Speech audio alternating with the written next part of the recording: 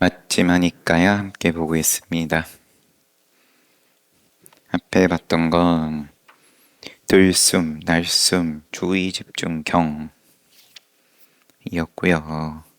59번째 몸, 주의 집중 경. 이러면은 뭐 사념처 가운데서 첫 번째 신념처. 그 신념처 중에서도 제일 우선이 숨 쉬는 거 보는 거였고, 그 내용이 또 그대로 나오는 걸란지 조금 뭔가 다를란지 한번 보겠습니다. 이와 같이 나는 들었다. 한때 세종께서 싸웠디 제따워나 안았다 빈띠까 기원정사 승원에 머무셨습니다. 그때 많은 비구가 탁발을 마치고 돌아와서, 여기서는 돌아와서 승원에 돌아와서 식사를 마친 후에라고 되어 있습니다. 이게 뭐 그렇게 중요한 건 아닐 수 있겠지만, 탁발은 성에 들어가서 하시고 공양은 어디서 드시냐? 탁발을 하고 적당한 자리에서 드시고 절에 승원에 돌아온다. 정사에. 아니면 정사에 돌아와서 공양을 한다. 두 가지가 다 언급이 되는 모양이더라고요. 경전 부분에서. 그거를 이제 역사로 봤을 때 앞부분에서는 이제 뭐 적당한 자리에서 공양을 하고 정사에 돌아오시고, 나중에는 정사에 공양을 할 수 있게끔 뭐 장소가 또 마련이 됐다, 뭐 이렇게 이야기를 하기도 하는데, 아무튼 뭐 지금 여기서는 지금 탁발 마치고 돌아와서 식사를 마친 후에 강당에 모여 앉아서 이런 이야기를 하고 있었습니다. 강당이라고 나오니까 어제 제 은하사 산사음악회 행사 잘 하고 대웅전을 또 전통사찰이고 역사가 깊은 곳이고, 대웅전에 부처님께 인사드리러 갔더니 대웅전이 작습니다. 작고 뭐 우리 천년고찰들은 대부분 그렇죠. 도모사는 오히려 큰 편이라고 할 수 있을 만큼, 대웅전도 좀 작지만 부처님이 굉장히 크시고 천장에 닿을 만큼, 그리고 대웅전의 한가운데에 모셔져 있고, 예를 들면 지금 우리 법당은 이제 앞부분에 부처님을 모시고 있는 거죠. 그리고 많은 대중들이 앉을 수 있게끔 공간이 지금 널찍하게 있는 거고, 이런 구조가 아니라, 그러고 보니까는 법사 스님이 앉을, 뭐 법회 때에는 또 자리를 마련을 하겠죠. 아마도 대웅전에서. 아니다. 기도 스님 딱 들어갈 공간은 있었으니까 부처님 앞에.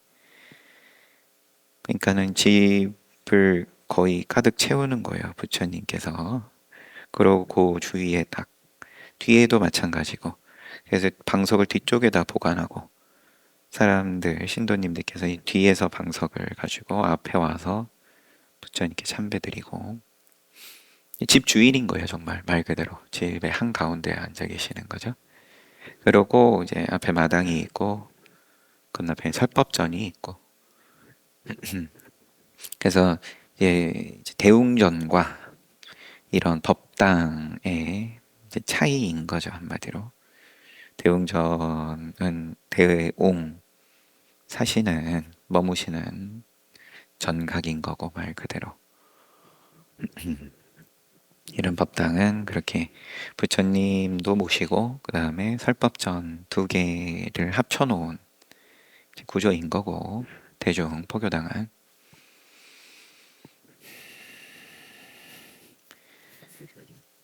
그래서 아무튼 그러면은 부처님을 조성할 때 부처님을 먼저 조성을 하고 그 다음에 정각을 짓지 않고서는 쉽지 않을 것 같은데 싶은 생각을 이제 하다가 왔죠. 아이들은 노래를 잘 불렀습니다. 무대가 훌륭했습니다. 어린이 합창단 그간에 애 많이 쓰고 또 준비하시는 분들께서 또 공도 많이 들이시고 해가지고 여태 제가 보아왔던 무대 중에서 이제 가장 이제 훌륭한 무대였죠. 어디 보고 있었지?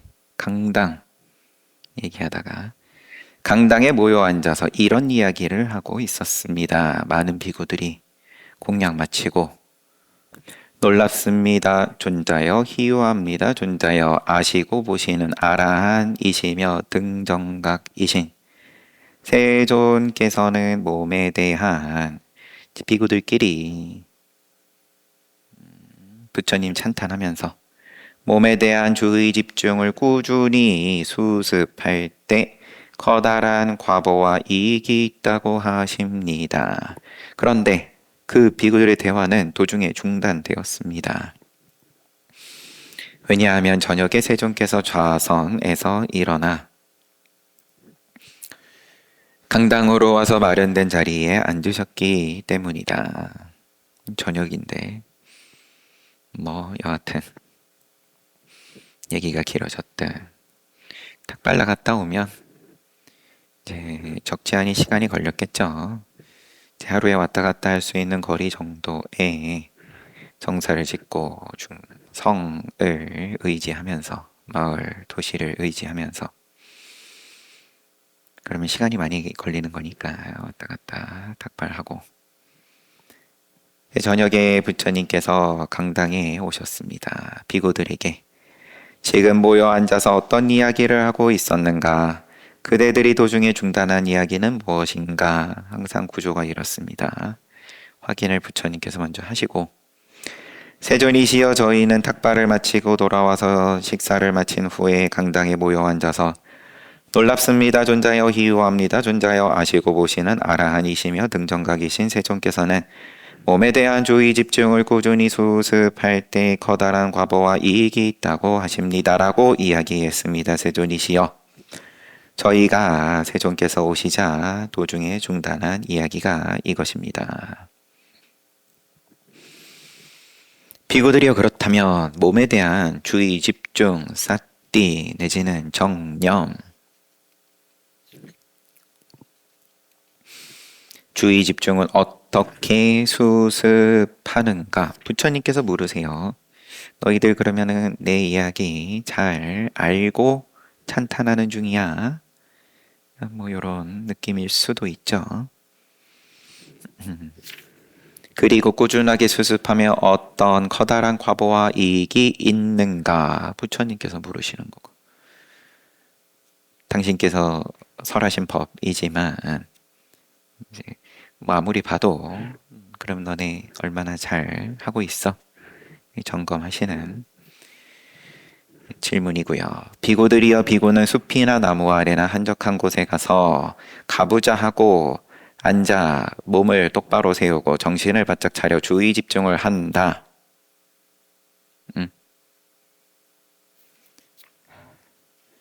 그냥 비구들에게 물었다라기보다는 질문이기는 했지만 그냥 당신 말씀을 하기 위한 시작의 문장이었네요.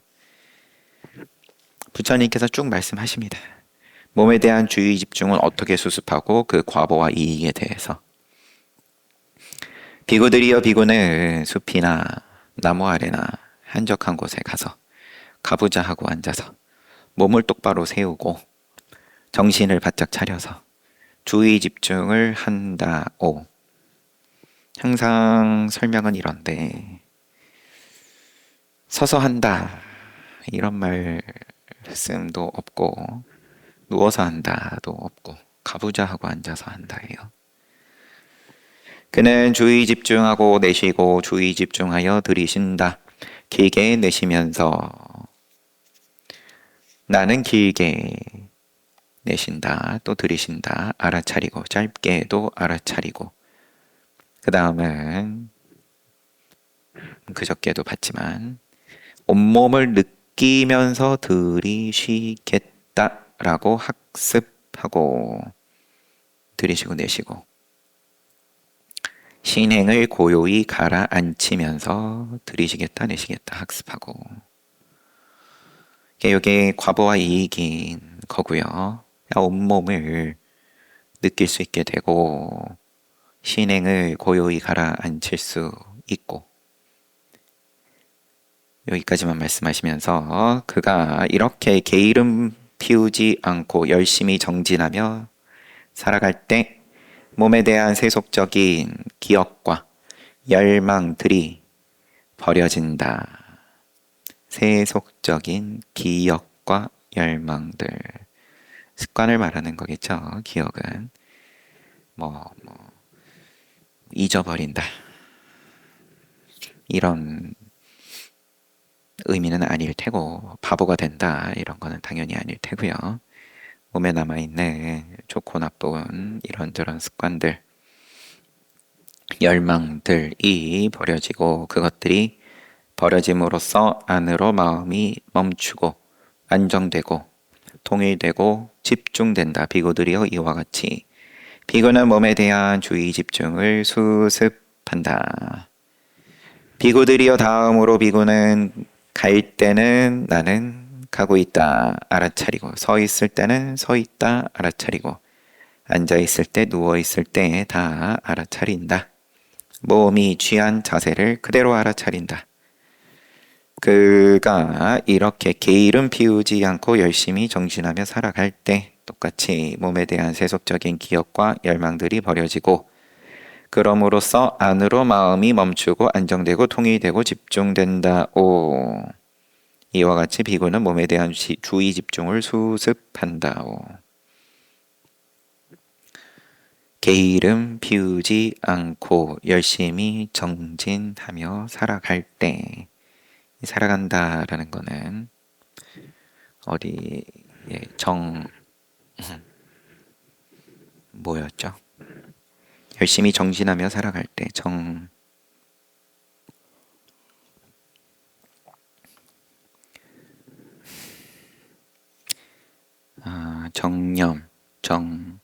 정진 당연히 정진이죠. 네. 그렇게 할 때 몸에 대한 세속적인 기억과 열망들이 버려지고 안으로 마음이 멈추고 안정되고 통일되고 집중된다. 몸을 주의 집중해서 보는데 몸으로 시작을 하지만 몸을 가지고 수행하지만 몸을 방편으로 그런데 마음이 멈추고 안정되고 통일되고 집중된다. 다음으로 비구는 나아가고 물러날 때 알아차리고 바라보고 돌아볼 때 알아차리고 구부리고 펼 때 가사 바루 승복 지닐 때 먹고 마시고 씹고 맛볼 때 대소변 볼 때 가고 서고 앉고 자고 깨고 말하고 침묵할 때 알아차린다. 그때 역시 게으름 안 피우고 열심히 정진하면 새 몸에 대한 세속적인 기억 열망 버려지고 안으로 마음이 멈추고 안정되고 통일되고 집중된다. 또 계속 다음으로 비구는 이 몸에는 머리카락, 털, 손톱, 이빨, 피부, 살, 힘줄, 뼈, 골수, 콩팥, 염통, 간, 가슴막, 비장, 허파, 창자, 내장, 위, 똥, 쓸개, 가래, 고름, 피, 땀, 기름, 눈물, 비계, 침, 콧물, 활액, 오줌이 들어있다라고 발바닥에서 머리끝까지 피부 속에 가득 찬 갖가지 더러운 것을 낱낱이 관찰한다. 더럽다. 우리 일상에서 쓰는 더럽다. 이기도 하겠지만 사랑하고 집착하고 할 만한 것이 아님을 말하는 표현으로서의 더러움.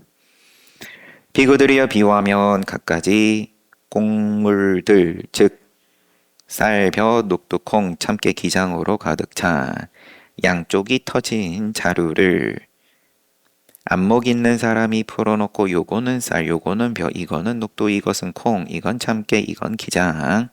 낱낱이 관찰하는 것과 같다. 포인트가 비유로 봤을 때 정밀하게 본다. 안목이 있다. 정밀하게 볼 줄 안다. 이런 것도 포인트일 테고요. 구분해서 본다. 그냥 구분해야지라고 해서 본다라기보다는 그냥 자연스럽게 그렇게 봐진다. 요거 요렇게 봐진다. 통으로 묶어가지고 요거는 건강한 거, 요거는 아름다운 몸. 요렇게 우리 색에 대해서 색수상행식 오온 이야기 할 때 그럼 색오는 뭐냐? 지수화풍, 그리고 지수화풍 그 요소와 그 다음에 그 어떤 결합된 형태, 형색 요렇게 구성이 된다. 그런데 이제 지수화풍으로서 요소로서도 봐지냐? 이제 이쁘게 만들어진 껍데기 형색만 보는 게 아니라 이제 그런 이야기를 지금 이제 나눠서 봄에 있어서 이제 몸의 요소들, 뭐 머리카락부터 쭉 양쪽이 터진 자루다. 입으로 들어가고 아래로 또 똥오줌 나오고 하니까 낱낱이 관찰하는 것과 같다고 비구들이여 이와 같이 비구는 이 몸을 쭉 똑같이 쭉 말씀하시면서 발바닥에서 머리끝까지 피부 속에 가득 찬 갖가지 더러운 것을 낱낱이 관찰한다. 그가 이렇게 게으름 피우지 않고 열심히 정진하며 살아갈 때 세속적인 몸에 대한 세속적인 기억, 열망 버려지고 또 안으로 마음이 멈추고 안정되고 통일되고 집중된다. 이렇게 비구는 몸에 대한 주의 집중을 닦아 익힌다. 본다. 몸에 대해서. 비구들이여 다음으로 비구는 이 몸을 있는 그대로 마음 내키는 대로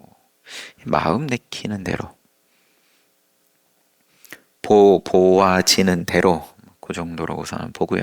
마음 내키는 대로 이 몸에는 지계수 계화계 풍계가 있다라고 계를 낱낱이 관찰한다. 이제 몸만 놓고 봤을 때 요 몸의 세계의 구성을 지계수 계화계 풍계로 관찰하고 비유하며 솜씨 있는 소백정 또는 제자가 암소를 잡아 부위별로 나눠 놓고 사거리에 앉아 있는 것과 같다. 그래서 해체를 이야기를 하는 건데 머리카락부터 뭐 손톱 발톱 몸의 갖가지 장기들에 대해서 보든 지계수계 화계 풍계로 보든 오늘날의 과학으로는 그러면은 원소가 먹어 어떻게 보든 관찰한다.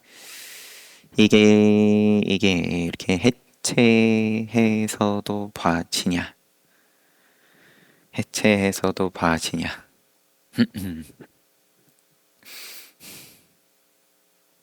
비구들이여 이와 같이 비구는 이 몸을 있는 그대로 마음 내키는 대로 이 몸에는 지계수 계화계 풍계가 있다라고 관찰하고 이렇게 이런 식으로 몸에 대한 주의 집중을 수습한다. 늘 이야기하지만 이제 뭐 이름도 왜 갑자기가 아니라 바로바로 안 나와요. 누구냐? 달라이라마께서 쓰신 책들이 한동안 이제 이런저런 많은 책들이 번역이 됐었죠.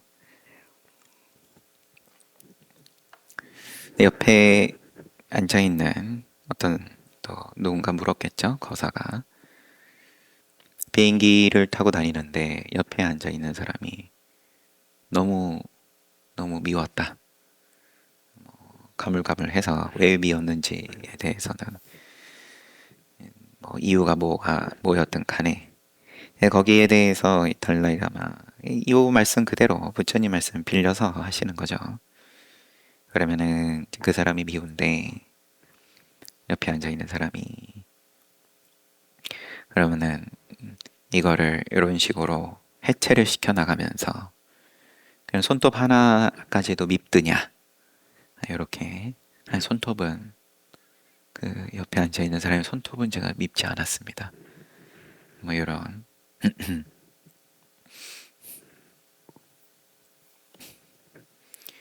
근데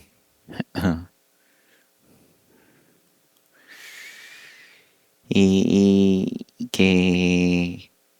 그 뒤에 내용이 어떻게 이어졌는지는 지금 아마 더 뭐 거기서 이야기가 이어지지는 않았던 걸로 기억은 하지만 이 부처님의 말씀이 거기 방편인데 이제 수행법인 거고 이것도 지금 몸에 대한 주의 집중 경인 거고 그 못 본다는 거를 알려주는 건데 우리는 보고 싶은 대로 본다. 늘 뭘 대하든 해체해서 봐야 된다. 자식을 보는데 내가 사랑하는 자식을 보는데 그럼 이런 식으로 다 해체해가지고 보면은 내가 내 몸은 그렇다 치고 그러면은 뭐 우리가 살고 있는 이 세상에 그럼 다 시스템인 건데 몸뚱아리도 시스템인 거고 문명을 이루고 우리가 지금 전혀 모르는 타인임에도 불구하고 서로서로 돕고 살고 있고 서로서로 위협을 느끼지 않으면서 편안한 사회에서 완벽하지는 않더라도 거친 수준에서 일지언정 이렇게 혜택을 누리면서 살고 있는데 그거를 다 이렇게 해체시켜 버리면 몸을 이렇게 본다라는 건 아예 사람이라는 인간이라는 부분은 빠져나가는 거잖아요. 그냥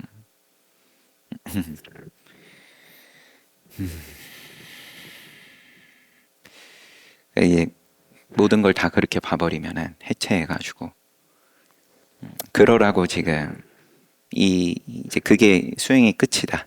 이런 말씀은 당연히 아니신 거고 부처님께서 조립해서 보고 조립해서 거꾸로 그럼 이런 부분들을 요소를 잘 조합을 했더니 뿅 했더니 뭐다 이거다 저거다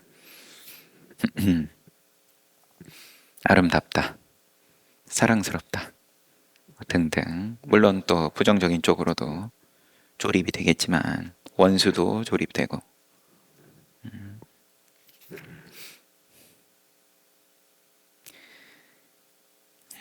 근데 이제 조립은 누가 안 가르쳐줘도 우리가 너무 잘 하니까 세세생생 여태 거기 덧붙이고 의미 부여를 하고 잘 해왔는데 이게 거꾸로도 되냐 거꾸로도 분해도 조립도 이게 자유자재로 되냐 이런 말씀 정도로 우선은 보고 있습니다.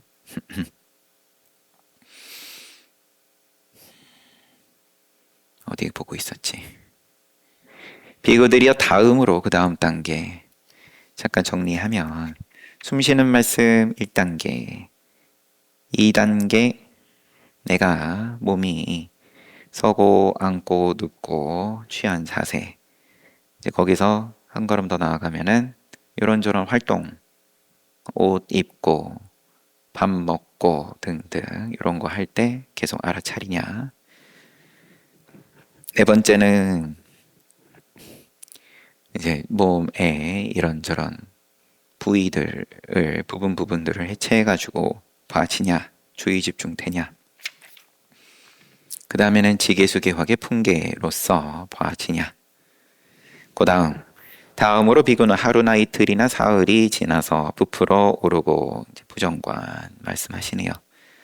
검푸르게 변한 예전에 죽어버린 묘지에 버려진 시체를 보면 이 몸과 비교하여 이 몸은 이와 같은 법이고 이와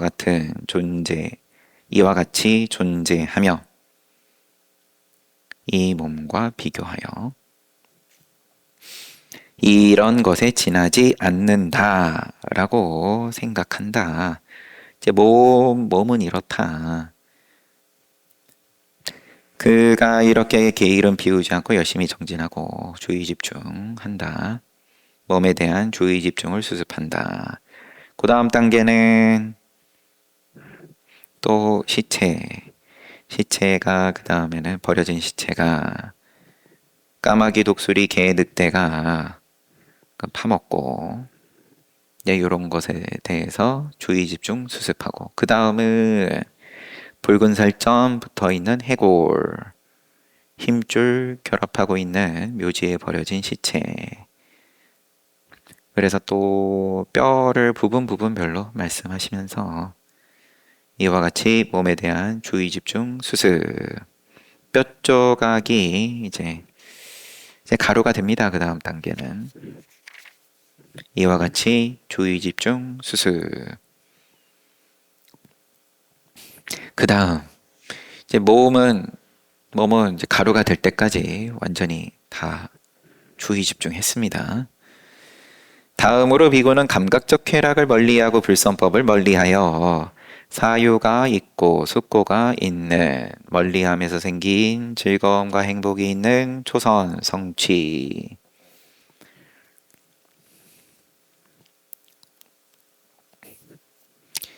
비유 항상 나오는 비유 숙련된 목욕사가 청동 대야에 비누가루 뿌리고 물을 고루 부어 섞으면 반죽은 안팎으로 습기 머금고 습기에 젖어 물기가 흘러나오지 않는 것과 같다. 이제 비누라고 나오니까 항상 이때 목욕의 형태에 대해서 잘 상상은 안 되지만 이렇게 물기가 없을 만큼 그냥 그러면 무슨 밀가루 반죽 정도로 생각하면 되지 않을까 싶어요.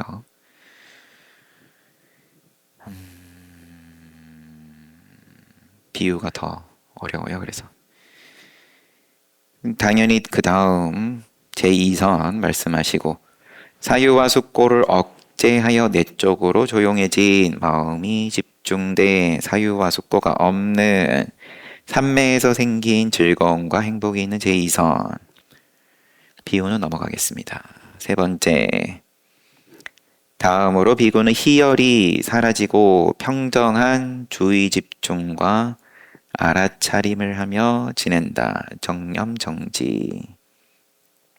그 몸으로 행복 느끼면서 성인들이 말하는 평정한 주의 집중을 하는 행복한 상태 라고 이야기한 제3선을 성취한다. 그 다음은 행복감을 포기하고 괴로움을 버림으로써 이전의 만족과 불만이 소멸하여 괴롭지도 즐겁지도 않은 평정한 주의 집중이 청정한 제4선을 성취하여 살아간다. 제3선은 평정한 주의 집중을 하는 행복한 상태. 제4선은 평정한 주의 집중이 청정한 제4선. 이것도 뭐 상태라고 제가 임의로 붙이지는 않겠습니다. 경전이니까. 제3선은 평정한 주의 집중을 하는 행복한 상태. 제4선은 평정한 주의 집중이 청정하다.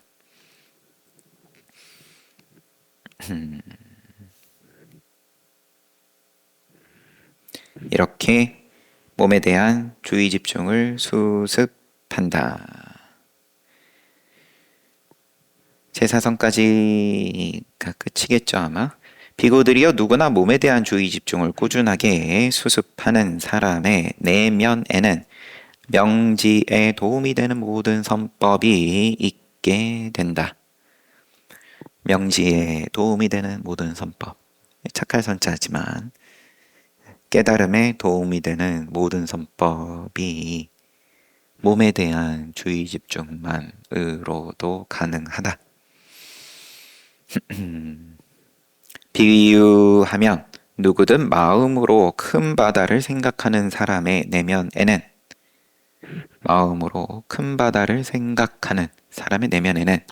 바다로 흘러가는 모든 강물이 있게 되는 것과 같다. 이제 조금 살을 붙여보면 지금은 강물밖에 안 보이더라도 아닌데 비유가 비고들이여 이와 같이 누구나 몸에 대한 주의 집중을 꾸준하게 수습하는 사람의 내면에는 명지에 도움이 되는 모든 선법이 있게 된다. 명지가 큰 바다일 테고요, 당연히. 도움이 되는 모든 선법이 거기에 흘러가는 강물인 거고. 강물은 당연히 있다. 이렇게 봐야 될란지. 비고들이여 누구든 몸에 대한 주의 집중을 꾸준하게 수습하지 않는 비고들에게 마라가 접근하여 대상으로 삼는다. 자기의 권속으로 삼는다. 마라가 윤회하는 욕계, 색계, 무색계가 다 마라에 지배하는 영역이다. 목장이다. 이런 표현도 나왔었죠. 목장에 살고 있는 가축인 거예요. 주의 집중을 꾸준하게 수습하지 않으면. 비유하며 어떤 사람이 무거운 바위 덩이를 젖은 진의 웅덩이에 던져 넣는 것과 같다. 그러면 못 빠져나온다는 말이려나요? 그대들은 어떻게 생각하는가? 처음으로 비구들에게 물으시네요. 그 무거운 바위 덩이는 젖은 진의 웅덩이 속으로 빠져들지 않겠는가? 그렇습니다, 세존이시여. 이와 같이 누구든 몸에 대한 주의 집중을 꾸준하게 수습하지 않은 비구들에게 마라가 접근하여 대상으로 삼는다. 빠져든다. 못 빠져나온다. 수행 안 하면. 또 비유하면 어떤 사람이 잘 마른 장작으로 참목 주석 불을 지피기 위해서 나무의 구멍을 뚫고 마찰하는 막대기가 참목이다. 비비는 그 막대기가 참목.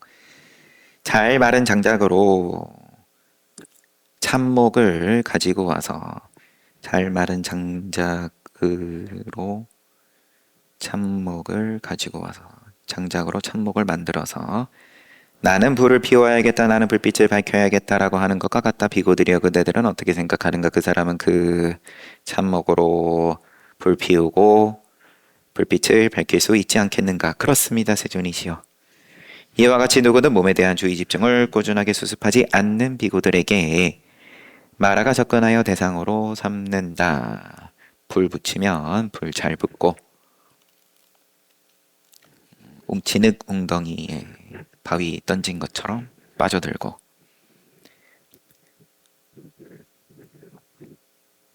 누구든 몸에 대한 주의 집중을 꾸준하게 수습하는 비구들에게 마라가 접근하지 못하고 대상으로 삼지 못한다.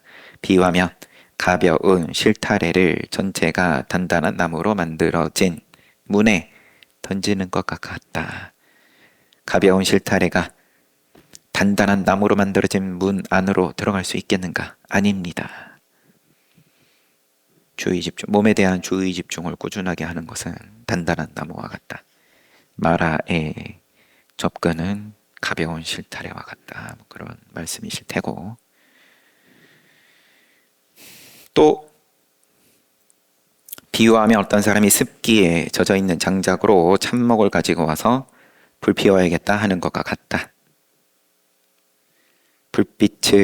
불을 피우고 불빛을 밝힐 수 있겠는가? 젖은 장작을 참목으로 마찰하여서. 아닙니다, 세존이시오. 누구든 몸에 대한 주의 집중을 꾸준하게 수습하는 비구들에게는 마라가 접근하지 못하고 이와 같이 접근하지 못하고 대상으로 삼지 못한다. 또 비유하며 어떤 사람이 까마귀가 마실 수 있을 정도로 물이 넘실대는 물동이가 있는 곳에 물짐을 지고 온 것과 같다오. 그대들은 어떻게 생각하는가? 그 사람의 물짐을 내려놓을 수 있겠는가? 까마귀가 마실 수 있을 정도로 물이 넘실대는 물동이가. 아유, 말들이. 그러면 얕다는 거겠죠. 까마귀가 마실 수 있을 정도라는 말은 그렇게 얕은 물 웅덩이에서 물동이로 퍼낼 수 있겠냐. 그 정도로 보고요. 이와 같이 몸에 대한 주의 집중을 꾸준하게 수습하는 비구들에게 마라가 접근 못한다. 누구든지 몸에 대한 주의 집중을 꾸준히 수습하는 사람이 체험적 지혜를 승질을 증득하기 위해 체험적 지혜를 증득하는 데 도움을 주는 법으로 마음을 향하면 누구든지 몸에 대한 주의 집중을 꾸준히 수습하는 수행하는 닦아익히는 사람이 몸에 대한 주의 집중 수행을 하는데 숨 쉬는 것도 보고 시체도 보고 등등 자기 몸 보고 그런 사람이 체험적 승질을 증득하기 위해서 깨닫기 위해서 체험적 지혜를 증득하는 데 도움을 주는 선법으로 마음을 향하면 어디에서나 주의 집중 수행을 하는 곳에서 증득할 수 있다오. 어디에서나 주의 집중 수행을 하는 곳에서 증득할 수 있다오.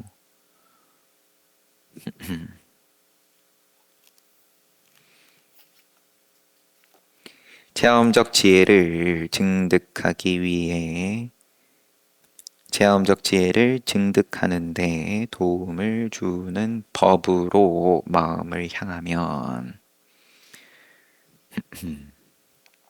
체험적 지혜를 증득하는데 도움을 주는 법으로 마음을 향하면 나의 마음이 그러면은 깨달음으로 향한다. 열반법으로 향한다. 어디에서나 주의 집중 수행을 하는 곳에서 증득할 수 있다. 어디가 됐든 주의 집중을 하는 곳, 몸에 대한 주의 집중이야. 어디에서나 할 수 있는 거고 자기 몸에 대해서 보는 거니까 숨 쉬는 거 보는 거고 어디에서나 우리는 숨 쉬니까 그러면은 바로 그 자리에서 증득할 수 있다. 이런 말씀인 거죠. 이와 같이 누구든지 몸에 대한 주의 집중을 꾸준히 수습하는 사람이 체험적 지혜를 증득하기 위해 체험적 지혜를 증득하는 데 도움을 주는 법으로 마음을 향하면 어디에서나 주의 집중 수행을 하는 곳에서 증득할 수 있다. 비유하면 평탄한 땅의 사거리에 채찍이 달린 준마가 끄는 마차가 있는데 숙련된 조련사가 그 수레에 올라가서 왼손으로 곱비 잡고 오른손으로 채찍을 잡고 마음대로 마차를 모는 것과 같다. 평탄한 땅에서 좋은 말이 끄는 마차를 끄는 것처럼 쉽다. 몸에 대한 주의 집중을 잘 시작하여 꾸준히 습관적으로 철저하게 체험적으로 몸의 백에 몰입하여 수습하면 꾸준히 습관적으로 철저하게 체험적으로 몸의 백에 몰입하여 수행을 하면 마땅히 10가지 이익이 있다. 1번 좋고 싫음을 극복하여 싫은 감정이 그를 정복하지 못하며 이미 생긴 싫은 감정을 극복하고 살아간다. 2번 두려움과 공포를 극복하여 두려움과 공포를 극복한다. 1번은 좋고 싫음을 극복하고 2번은 두려움 공포 극복하고 3번 추위 더위 배고픔 목마름 등의 모기 바람 열 뱀 비난 비방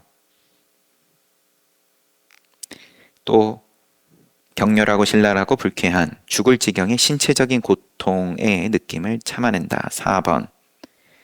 향상된 마음으로 사선정을 만족스럽게 어려움 없이 쉽게 얻는다. 5번. 여러 가지 신통 체험. 6번.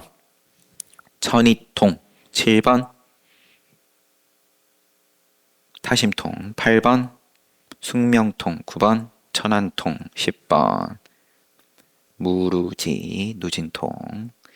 무루의 심해탈과 해해탈을 지금 여기에서 스스로 체험하고 성취하여 살아간다.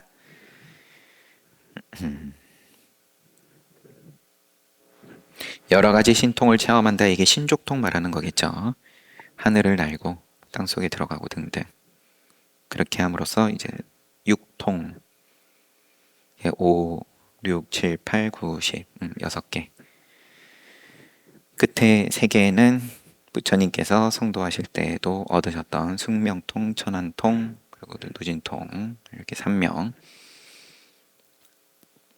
비구들이여 몸에 대한 주의 집중을 잘 시작하여 꾸준히 습관적으로 철저하게 체험적으로 몸의 백에 몰입하여 수습하며 마땅히 이러한 10가지 이익이 있을 것이요.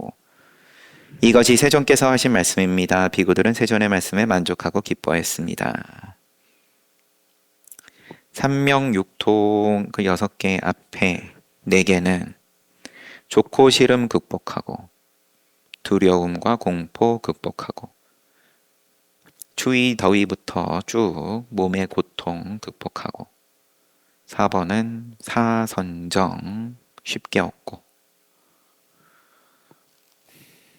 여기 그럼 4번도 이제 부처님께서 성도하시는 날 초선부터 제사 사선까지 고르신 다음에 하신 거니까